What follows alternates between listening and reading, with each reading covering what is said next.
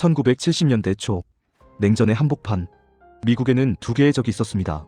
하나는 소련, 그리고 또 하나는 고립된 거대한 나라 중국이었습니다. 당시 중국은 가난했습니다.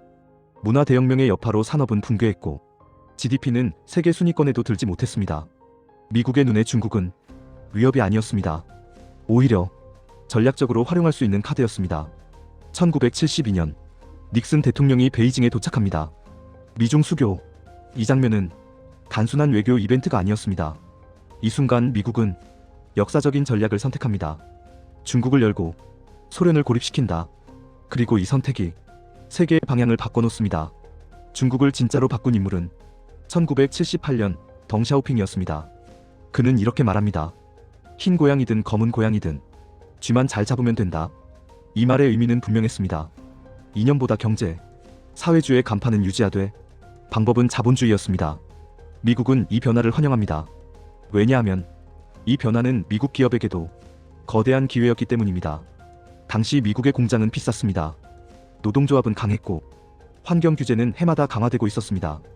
반면 중국은 달랐습니다. 값싼 노동력, 규제 없는 공장, 24시간 멈추지 않는 생산 라인. 미국 기업들은 움직이기 시작합니다. 중국에서 만들어라, 미국에서 팔아라. 이 한 문장이 세계 경제를 재편합니다. 1990년대 중국은 세계의 공장이 됩니다. 나이키 운동화, 월마트 진열대의 상품들, 애플 제품의 핵심 부품까지 모두 중국에서 만들어졌습니다. 미국 소비자는 싼 가격에 만족했고 미국 기업은 막대한 이익을 얻었습니다. 미국은 중국을 통제 가능한 파트너로 판단했습니다. 미국의 계산은 이랬습니다. 부유해지면 정치는 따라온다. 결국 민주주의로 갈 것이다. 하지만 이 기대는 완전히 빗나갑니다. 2001년 중국이 WTO에 가입합니다. 이 순간은 결정적이었습니다. 중국은 세계 무역 질서의 내부로 들어왔고 미국 시장은 더 크게 열렸습니다. 결과는 폭발적이었습니다. 중국의 GDP는 단 10년 만에 4배 이상 성장합니다.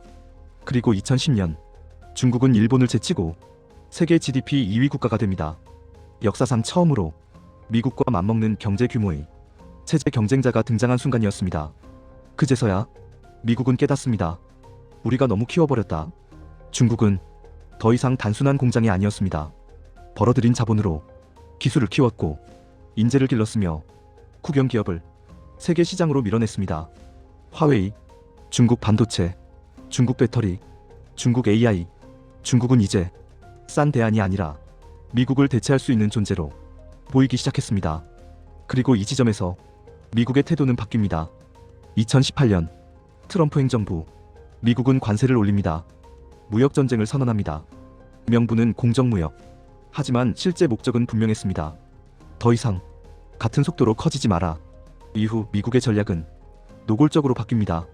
반도체 수출 통제, AI 기술 봉쇄, 동맹국 압박, 디커플링, 의도적인 분리입니다. 미국은 중국을 더 이상 키우지 않기로 선택합니다. 아이러니는 분명합니다. 중국은 미국 덕분에 성장했습니다. 미국의 시장, 미국의 자본, 미국이 만든 질서 안에서 GDP 2위까지 올라왔습니다. 그러나 그 결과가 미국의 안보와 패권을 위협하자 미국은 룰 자체를 바꾸기 시작합니다. 이것이 패권의 논리입니다. 키울 때는 열어주고 위협이 되면 닫는다. 지금의 미중 갈등은 갑작스러운 적대가 아닙니다. 수십 년 전 의도적으로 내려졌던 선택의 결과입니다. 미국이 만든 괴물일까요? 아니면 미국이 감당하지 못한 너무 성공적인 실험이었을까요? 확실한 건 하나입니다. 중국의 GDP 2위는 중국 혼자 만든 결과가 아닙니다.